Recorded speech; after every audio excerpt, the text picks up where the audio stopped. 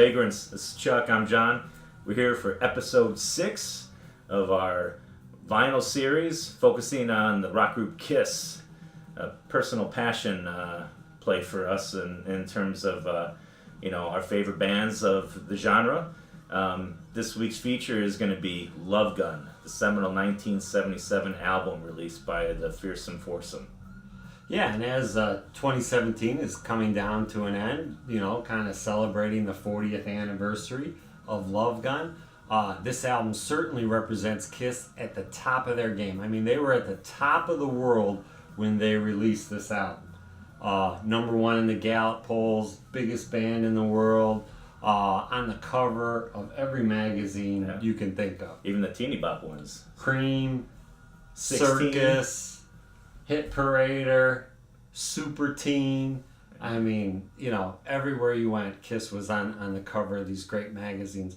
And their own magazines itself that were purely Kiss focused. Right. This was the kind of like the best of Kiss era when they had, instead of just being on the covers of those mags that you talked about, they had their own magazine that were released by, publications as well. Sure. With posters and pictures. Absolutely. And all the things. But, one of the things that I think you start to see with Love Gun is a little bit of the spoils of their success. When you read as they went in and started to make this album, again, on these crazy contracts where they're releasing 2 albums per year. Yeah, biannual output is crazy. This is the point where, earlier in their career, they're trying to copy bands' success anywhere, following the blueprints anywhere again from the Beatles to Black Sabbath. But this is where, at this point in their career, they've come into their own, and they're confident in their identity, and it kind of is a double-edged sword, because where they used to put albums together as a band, now it's almost like, well, now I'm an established rock star, I'm going to make the songs and the album I want to make. Right. And so they all kind of did their own things separately for this album and just brought it in. I know Paul, when he discusses this album, he was like, I was confident, I had a clear vision of where I was going, where Kiss was going. I put these songs together on my own, I brought them in, and the whole band basically just copied what I wrote. Yeah, exactly. Yeah. And then if you talk to, Gene kind of says the same thing as well. He felt the same way with his music. I brought it in, we recorded it, bam. And I think, to your point, I mean, this was the height, right? This was a seminal album for Kiss. It was the last album to feature all 4 original band members playing on every song. It was a top 5 Billboard hit. Everything, nothing could have gone wrong for them. If anything, it became so commercial, to your point, they may have rested on their laurels a bit, right? And I think that issue of them hitting this all-time peak and then coming around, and then the follow-up, as was a double platinum album, and then the solo albums. And so this really was the height of Christianity, if you will. This was their high watermark, probably for their entire career. And it's interesting listening to the album on the way over here today in the Kiss space that we're in. This is the Love Gun tour behind us, by the way. It did kind of bring back some of those great feelings. You're kind of awash with some nostalgia, if you will, remembering when you were younger and this album came out in 1977, and us being relatively 6-7 years of age, and how influential it was for us, to see these larger than life figures. We haven't talked about the album cover yet, but this was the second album cover done by Ken Kelly, who also did the Destroyer album in 1976, and the artwork is just phenomenal. We have the album here behind us, and it's crazy how this cover, right, the Destroyer cover, the Rock and Roll Over cover, these album covers served as kind of that escapism, right, and that outlet for us as youth, to just kind of have this dream world, back when nothing really seemed possible, but you could live through these guys. And I think it kind of had a self-inflated worth to me when I was younger in terms of how important this album was in my growing up. Yeah, exactly. And the Ken Kelly covers between Destroyer and this, arguably some of the greatest rock and roll album covers in the history of music. Most identifiable too. Yes. Not my personal favorite of all the Kiss album covers, but it's definitely Which one is? one of their best. What's your favorite? Well, I'll save it for when we review that album. However, this gives them the superhero vibe that Larger than life. a lot of kids were drawn to, and opened the door probably here for the Kiss comic book that is so famous. The sight of blood in the advertisement, the original flyer that came with the album. And the blood they put in the comic book themselves. Exactly. Really got their fans excited. Now, there's two ways to look at their marketing with some of the things that came up with this. You either love it or you hate it. And, Gene's view, which, wasn't just to make money. Gene often, talks about how, this is a thank you. This is a thank you to the fans. Something a little extra. You get more than just the record and the lyrics, and, supposedly Ace and Peter are like, come on, these are gimmicks, we aren't for this. That's not what this is about. It's just about the music. And I totally respect their opinions. But as a kid, to get these things, here we go, the original Love Gun. Let's see if it still works. Bang. Bang.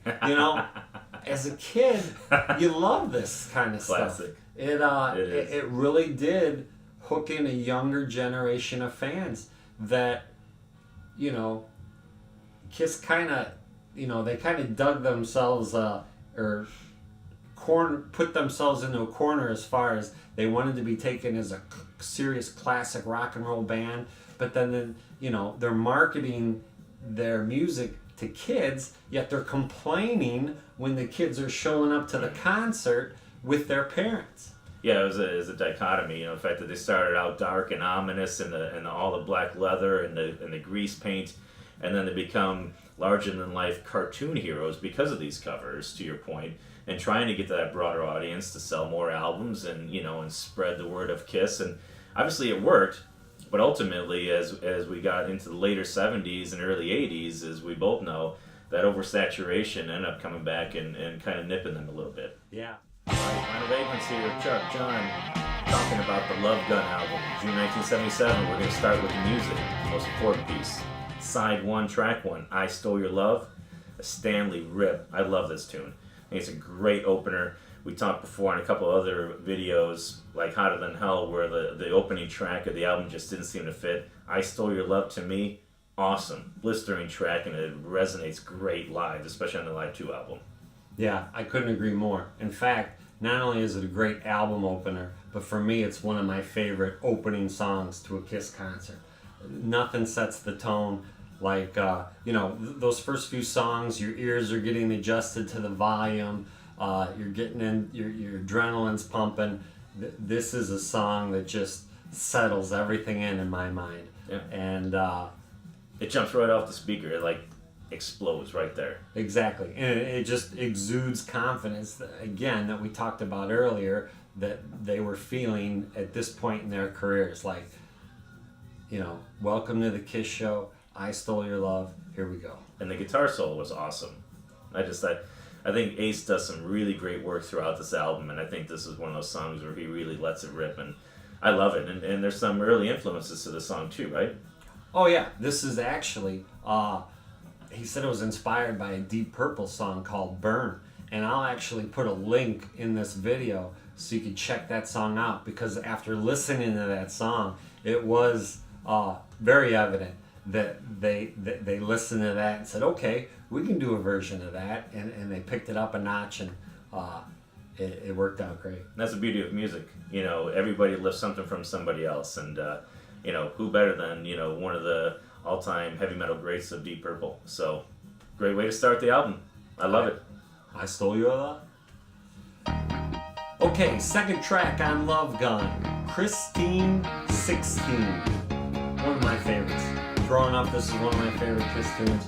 To me, it's classic. It belongs with many a great songs written, in a tribute to a beautiful girl. You've got Rolling Stones, Angie, Looking Glass, Brandy, Nice. Kisses Beth. All right, you could even go with Europe's Carrie. But to me, Christine 16 fits right in with those classic tunes. Is this the offspring of Going Blind? It could be. It could be. Look, if you listen to the lyrics of this song, all right, obviously a song that was written in 1977 might not necessarily translate so well, especially now, 2017, in the current climate we're in. But I'm not going to let our politically correct climate ruin this song for me. It's Gene likes to talk about it as more of a forbidden fruit kind of inspiration. But again, for me, listening to this song in junior high and having a crush on a girl named Christine, Right. I mean, it just resonates with you, and it's just simply a tribute to a beautiful girl. Nothing more, nothing less. Love the piano intro. And we talked about that earlier, how, Kiss was reaching out to a broader audience as well. And yeah, to your point, in your teenage years, this is a song that you could easily relate to. And I can still relate to it today. It's a great tune. It kind of has that, Kiss has talked about that 50s doo-wop style, with the piano and talking over the chorus. And, I love the kind of like the slide Ace solo, throughout. It's almost like he's just working up and down the fretboard with a ring, going up and down. It's a cool tune, and the piano, this is like the first, I think, Kiss on the head, the pure piano. I think Beth was more orchestral, and right. Where the piano was very prominent in this song, maybe I should say. I know Destroy had some piano throughout as well, but great tune. Yeah, and a live favorite as well. The fact that Gene cut the demo with the Van Halen brothers only adds to the legend of the song. There you go. Christine 16. Track 3, side 1, Got Love for Sale, 1977, Gene Simmons.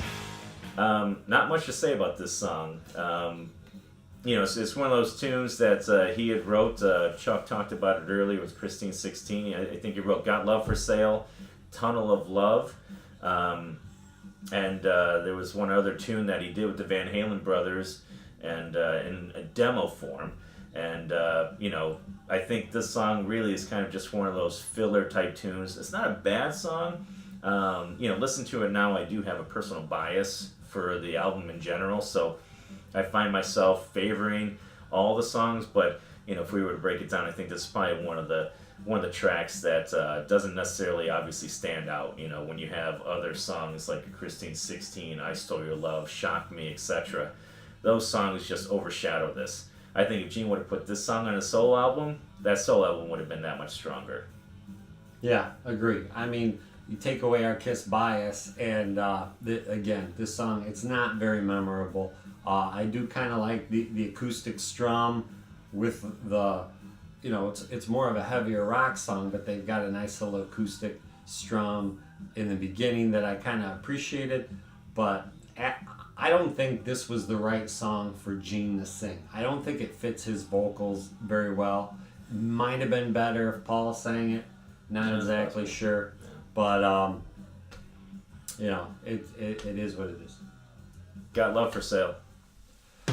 All right, side 1, song 4, an all-time classic, Shock Me by Ace Frehley. And I think the only question that needs to be answered when it comes to this song is this Ace's greatest song as a member of Kiss? My personal opinion is no, but it's the number 2 best song. Okay, his second best song. One of the things that I love about the song is how it fits his persona, so to say. Yes. Gene has God of Thunder, and Ace, who writes this song, again, a little bit autobiographical because he got electrocuted on stage. He has the lightning bolt on his guitar strap. Shock Me, Space Ace, it just fits his image. And I think that adds to the quality of the song. Nobody else could sing. This is his first vocal, right? First vocal. Finally, And he does a great job, too. yeah, finally had the confidence to sing after all these years. And he waited for the right moment, in my opinion. He did. And this is another one of those tracks similar to I Stole Your Love that just, as much as I love the studio version, I can't get enough of the live version that's on Alive 2. One of my probably all-time biggest plays on my iPod is Shock Me from Alive 2, just for the guitar solo. And on the remastered version of this album, they included the Shock Me version from a Maryland show with the full 8 minutes, with the full solo, as opposed to the shortened version that we see on Alive 2. And it sounds just as great, but the Alive 2 version for me is just always, it's that song for me. In that image, just Ace, to your point, we got electrocuted in Lakeland, Florida on the Rock and Roll Over tour, and just the influence they had on him and the impact they had on this album. I mean, Paul Stanley talks about how this was a quintessential Ace Frehley tune, and it is. It's phenomenal. I'm a massive fan of Rocket Ride myself, so that's the song for me that really was the Ace Frehley coming out party. As much as influential as the song is, but what more can you say? It's a great tune, great guitar solo, and it really it sets the tone for the album. Now that all 4 Kiss members are actually singing on the album, almost like the Beatles. Yeah, exactly. And again, the live aspect of the song. This is a song they choose where Ace will fire the rockets out of his guitar, and again, they were the first group to do things like that.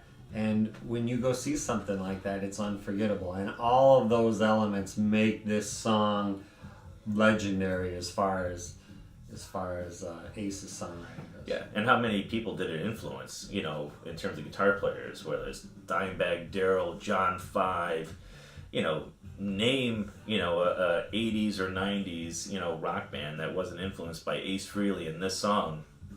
Be hard pressed to find a band that wasn't influenced in some way, shape, or form by Ace Frehley himself. Yeah, exactly. And you can argue Kiss's place in rock history, for as long as you want to talk about rock and roll, but you cannot deny the influence that Ace and the rest of the group had. In my opinion, more young males bought a guitar because of Kiss than any other band in rock history. Absolutely. Shock Me, Ace Frehley, Song 4. All right, side 1, track 5, Tomorrow and Tonight, from the Love Gun album. Paul Stanley written. This was his kind of follow-up to Rock and Roll All Night. Kind of another one of those tracks where, to me, it just doesn't really resonate. It's an okay song, very poppy. Has background vocals featuring one of the Village People of all people. The police officer. The police officer, Ray Simpson. Yeah. It is on the Alive 2 album, but actually it was from a sound check. It was never really performed live, maybe once or twice in their career, formally in a concert. So for me, it's one of those songs, a little bit catchy, and Paul's even admitted that he tried to record a sequel to Rock and Roll All Night and it just didn't work. Yeah, exactly. You can't repeat the past. That's a lesson that Kiss tried to fall into too many times, I think, trying to recreate a great song that they wrote previously. And even in future albums, I still see their attempts to recreate Rock and Roll All Night and that anthem type of feel. But, he did say that this was influenced by a Mott the Hoople song, The Golden Age of Rock and Roll. But I just don't think it turned out the way they wanted. Right. One thing I will say about Tomorrow and Tonight, it does have some catchy lyrics. Even though the song doesn't grab me, I do appreciate some of the lyrics in the song. Listen to the teachers, bosses and the preachers, ain't never done nobody good. That's a favorite lyric of mine from this song. There's also a nice clever one about the cellar. You can check that one out also. But, again, song, great lyrics, disappointing song. Line of Vagrants here, side 2, track 1, the title track of the 1977 seminal album, Love Gun. written by Paul Stanley on a jet over to Japan. He had the entire song written in his head, landed and recorded all in the studio on the demo, and it's really a signature song of Paul Stanley, and I think it's one of those songs that's been played on every tour nearly 2,000 times. I think one of the few songs that may have been played more than Love Gun is probably Rock and Roll All Night, but this really is a signature song. It's a surprising, not a lead track, but I suppose when you have I Stole Your Love, you know, who's complaining when it's on side 2, but terrific song, great drums, you know, in concert you always have the feature of the fireworks going off with the drum beat. Great tune. What more to say other than this is probably one of Kiss's most recognizable songs, and then obviously the lyric innuendos as a reference to the title itself. Yeah, a lot of discussion about those innuendos, and again, blame it on the innocence of my youth, but I never looked at Love Gun the way the majority of fans looked at it. To me, and again, maybe it has to do with once we get to the end of side 2, bringing this all together. But to me, Paul Stanley's Love Gun was kind of a version of Cupid's arrow, in my opinion. You know, like if you're gonna get shot with the love gun and fall in love just like Cupid, and again, maybe that's the innocence of my youth, but that's the way I interpreted the song when I was younger, and that's the way I still choose to listen to the song today. Yeah, it's what you make of it, you know. And for us, it's just one of those songs that you always look forward to live. And now, I mean, it's a showcase for Paul. He'll come out in the audience on the gonna ring. Come see ya. Yeah, he's gonna come out and visit the people in the back, and see all you people in the back. I'm gonna come see ya. And it's cool, you know. I mean, it's just one of those things where everybody knows the tune, and it really left a mark. Yeah, and he's got that dance he does during the during the song, his trademark shaking dance. that ass, yeah. And so, you know, out of this album, you've got Shock Me that defines Ace, and Love Gun is the song that defines Paul Stanley, in my opinion. Yeah, and you know, another great solo by Ace too. You know, just I really think that this was the album where the playing for all band members really, you know, hit a peak, if you will. And for me, Love Gun. Love Gun. Bang. Whoa! Time out, Vinyl Vagrant fans. Love Gun? Cupid's arrow? What is that all about? Listen, the most important thing to remember about the history of Love Gun is Paul Stanley's great introduction stories live on tour. How many of you remember those stories where he would get into, honey, that ain't no pistol, that's my... What? I said, honey, that ain't no pistol, that's my love gun! Love gun! Alright, Love Gun, side 2, song 2, Hooligan. Peter Criss's entry to the Love Gun album. Look, I'll just say this about Hooligan. I like the term hooligan. To me, hooligan speaks 70s. And I like the main part, hooligan, won't go to school again. I like that line. That might be all I like about this song, but it just, you know, in a way, it kind of reminds me of the vibe of the film Detroit Rock City. And, you know, to me, you know, just the young Kiss fan viewed as a delinquent and writing Kiss all over his notebooks and graffiti and stuff like that. That's what I think of when I hear Hooligan. Not a great song, but I do have a little soft spot for the term hooligan. And the song, you know, never really resonated live either. They played it a handful of times on the Love Gun tour, but not after that.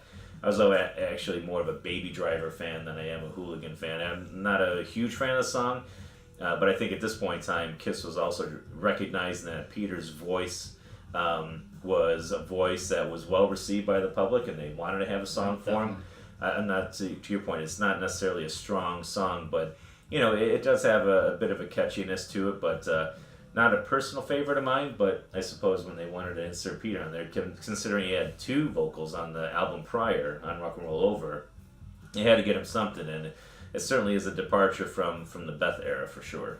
But nothing that you know, has me racing to play this song on my vinyl. Exactly. Song 2, Hooligan. Alright, here we are. Side 2, track 3, Almost Human by Gene Simmons. one of those songs that's similar to Got Love for Sale. Doesn't really stand out. It has some interesting lyrics. He was influenced by werewolves. He had read a book and, kind of inspired the lyrics, if you will. But, some falsetto chorus from Paul Stanley in the background. Again, one of those songs, a typical Gene Simmons, talking about, how he's out hungry for your love and, out on the prowl type of song. But, a little bit of almost a 70s porn bounce vibe to it. Bounce, bounce, bounce, bounce, bounce. Definitely and maybe that's maybe more of a 70s groove. But certainly not a standout track for me. No, and again, he's trying to recreate the past here. He's trying to write his version of God of Thunder, in my opinion. And, another image type song that plays to his on-stage persona. You could see him kind of lurching across the stage playing his bass while he plays this song. But, and you can visually see that. Yeah, exactly. You can, and the monster. I think that's what he had an idea in putting this song together. And it's close. It's close, but it's ultimately a swing and a miss, in my opinion, also. Maybe that's why Paul Stanley wrote God of Thunder. Maybe he should have just asked Paul to write the tune. Yeah, exactly. Almost Human. Nice try, Gene. Almost Human. All right, song 4, side 2. A classic by Gene, Plaster Caster. And when I say a classic, I just mean that this song has a little history that makes it a little more significant. Actually, Rolling Stone just put out a documentary, or HBO put out a documentary called Rolling Stone, the Tales from the Edge. That's what it's called. Rolling Stone Tales from the Edge on HBO. And I don't remember if it's episode 1 or 2. I think it's episode 2. They actually cover the groupies from Chicago who did the Plaster Casters. And let me just say, if you watch that documentary, be prepared, because there's video footage and they don't hide much. Really wasn't prepared the first time I saw it. But given that story of these groupies who had a collection of their own encounters with famous rock stars, I really appreciate the song. I think it's well written. I like the lyrics. I love the way it tells the story. Again, not a song that you are going to be moved to musically, but I think I like the way Gene sings it, and I love the story it tells. I think the lyrics are clever, and overall a good effort in my opinion. It's a catchy tune, Yeah. I love the soloing that Ace does, throughout the second half of the tunes. Kind of adds a little bit of flavor. To Chuck's point, it has a real life story with Cynthia Plaster Caster, who's actually based here in Chicago, just outside of the Kiss Den. For me, it's a good tune. It resonated well on Kiss Unplugged, right? And it's usually a fan favorite because of the history and the origins of the song and the lyrics behind it. It's a good tune. I think, if anything, this probably would have been a more fitting end to the album, myself, especially as Ace kind of solos his way through the end. But it's a good tune. It's certainly it's one of those ones that you remember. It has, for whatever reason, it has that catchiness and just the overall tone and vibe of it. Just kind of sticks with you. Yeah, a little sing-along tune. Side 2, song 4, Plaster Caster. All right, Vinyl Vagrants here, wrapping up side 2, song 5, Then She Kissed Me, covered by the Crystals. Paul Stanley was a huge fan of the song, originally written by Phil Spector. Interesting, Kiss didn't really do a whole lot of covers, in their career. Any Way You Want It from Live 2 stands out to me as well. But not huge of a fan of this song specifically. I think for them, I don't know, maybe it was the fact that they were having a biannual output of records and they had a limited number of songs from which that they were writing. I don't know, this is probably one of Paul's strongest records for Kiss, and the fact that they finished with this cover version is kind of surprising to me.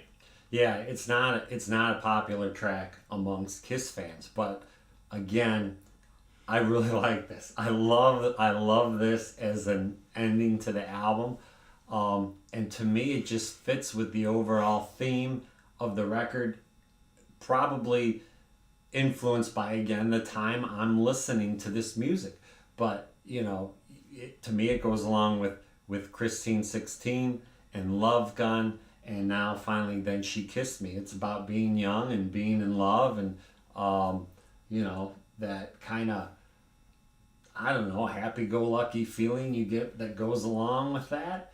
And to take a band like Kiss and to throw this pop tune at the end, I could see how that could rub a lot of people the wrong way, and again put them towards the path that they ended up complaining about later. What are all these kids doing at our concert? Well, when you put things out like this, you're going to appeal to that younger audience, and Maybe Paul Stanley was trying to reach out to the senior demographic, since this song came out in the 50s or 60s. True.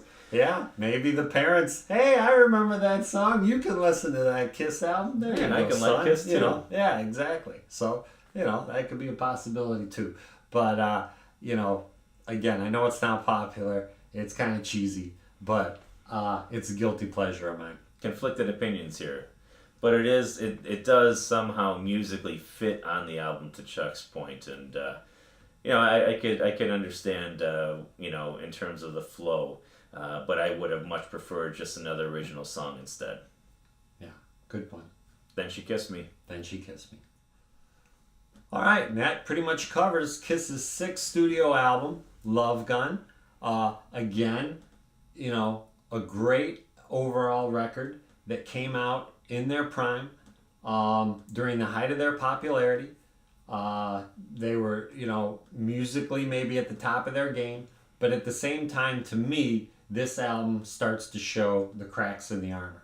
Of the three albums that came out during their heyday, starting with Destroyer and then going to Rock and Roll Over and now Love Gun. Love Gun, to me, is the least favorite of those three albums.